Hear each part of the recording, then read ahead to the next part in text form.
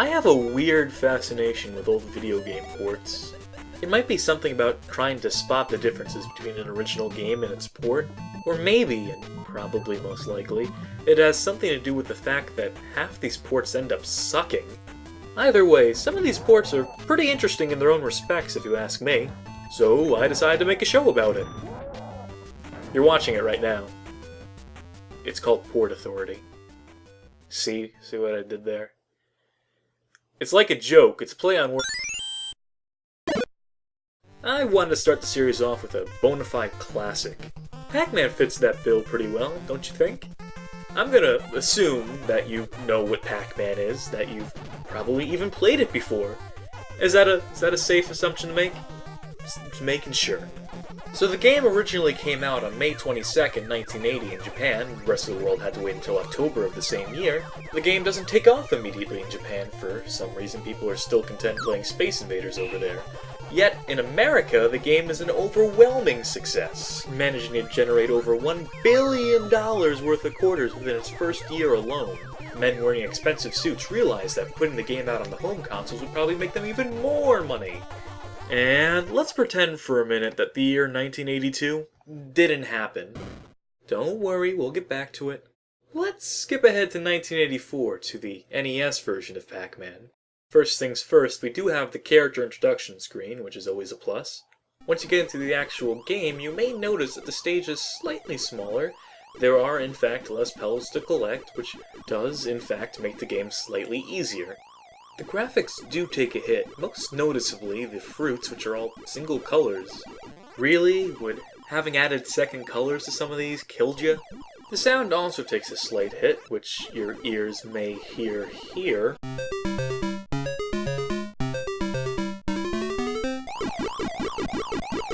All in all, though, it's a serviceable port. It feels like Pac-Man.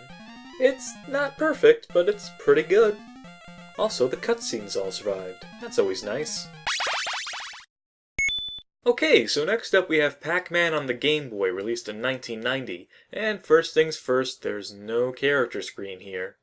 Probably because there's no way to tell the difference between the ghosts in the actual game. Because the Game Boy only has 4 colors. For what it's worth, the ghosts all have their personalities. You'd just be hard-pressed to tell which one is which. Then there's the matter of the Game Boy screen, which is quite small, which means that the maze is forced to scroll along with Pac-Man, which means you can't really get a clear view of the whole stage. This means you'll have a harder time figuring out where the ghosts are coming from, which makes the game more difficult. Some points in the game's favor, the scrolling isn't horrible. You'd be surprised how many small-screen ports get that bit wrong. They figured out a pretty good way to get Pac-Man to stand out from the background, what with giving him that outline and all. And hey, what do you know, the cutscenes are intact. In the grand scheme of things, the cutscenes aren't really a big deal, but hey, it shows that they put the effort in, you know? Overall, this port is pretty impressive for what they're working with, the Game Boy hardware, but all playing it makes you want to do is just play the original game. Which brings us to the matter of the Atari 2600 version, the reason why we skipped 1982 before. You see, the 2600 version was the most advertised home version of the game. They expected it to fly off the shelves. And, to be fair, it did. 7 million copies ain't too shabby. The problem was that those copies soon found themselves back up on the shelves that they had flown off of in the first place. As the legend goes, the game had a rushed production schedule, and was headed by one programmer, one Todd Fry. To make matters worse, he had to cram the entire game into a 4KB cartridge, at a time where 8KB cartridges were available. Add to that the crippling hardware limitations of the 2600 versus the arcade machine, and you've got a game that was doomed from the start. Well, first things first, there's no character screen, or cutscenes for that matter. Can't say I'm entirely surprised. The switches serve as a way of adjusting the difficulty, making the ghosts move faster or slower, or even making Pac-Man move faster or slower. One of the more interesting changes is the fact that the maze is rotated 90 degrees, meaning that you have your warp on top and bottom as opposed to left and right. It fits nicer on a 4x3 TV screen, but it's a pretty inventive solution. Certainly more efficient than using up a full third of the screen to show your score.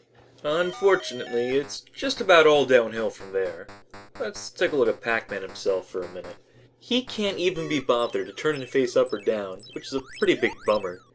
Also, this is the first game to depict him as having eyes in-game.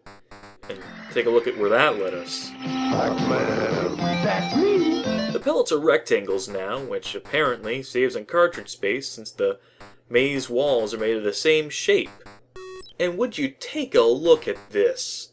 Forget the NES version skimping out on the fruit sprites. In the 2600 version, all you get is this thing. The manual says it's a vitamin? Oh, that's cute. Which brings us to the matter of the ghosts. Now, it takes some trickery to even get them to show up in a video like this. Let me explain. Here's the game running at 30 frames a second, half its natural speed. Because the 2600 couldn't display all 4 ghosts in Pac-Man on screen simultaneously, Mr. Fry actually has it so that only 1 ghost is on screen at any given frame. This causes them to constantly flicker, which is a constant annoyance. To be fair, on an older television using a real 2600, this effect would be slightly less apparent, but still not perfect. I'm honestly surprised they even bothered coloring the ghosts, especially considering that none of their personalities are intact. Well, actually, I guess there is the black and white mode on the 2600, so you can play without color in the first place, but that's beside the point. Enough complaining about graphics. Let's complain about some gameplay. Instead of earning an extra life for point milestones, you just get one every time you finish a maze. Nice for the kids, I guess, but it makes the game way easier for the rest of us, even on the harder difficulties. Something that really bothers me is that the ghosts all come at you at once from the start. They don't stagger the entrances at all. As if to make up for that making the game slightly harder, they have the ghosts sit around patiently in the pen after they've been eaten, until your power pellet runs out. All these small tweaks and concessions to the gameplay formula add up and really detract from the feel of the game. I'd be almost willing to accept the graphical downgrade if the game at least felt right. Can you tell the game is Pac-Man from looking at it? Sure you can, but even the most casual of observers can tell that's a vastly inferior version. That's why the commercials did their best to avoid showing any actual gameplay footage. On its own, the gameplay and graphics are fine for a 2600 game, but as a version of a iconic arcade classic? I don't think so. A later port to the Atari 5200 was a major improvement, but by that point, nobody's willing to give Atari the benefit of the doubt. In conjunction with E.T. for the 2600, Pac-Man on the 2600 nearly sank the whole game's industry, leading to the video game crash of 1983. This didn't stop a number of other ports from coming out. One worth noting may be the Neo Geo Pocket Color version, which came out in 1999.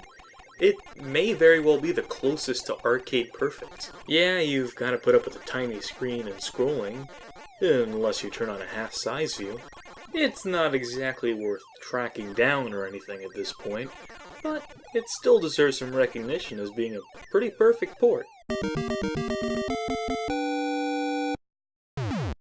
Of course, in 1982, Miss Pac-Man also came out, which pretty much overtook the original game in popularity, and naturally that spawned a whole number of ports all its own. But let's go ahead and save that for another episode, why don't we? In the next episode, we'll take a look at Mortal Kombat, and try to figure out if there's a single port of the game that doesn't either A, remove the violence, or B, destroy the gameplay.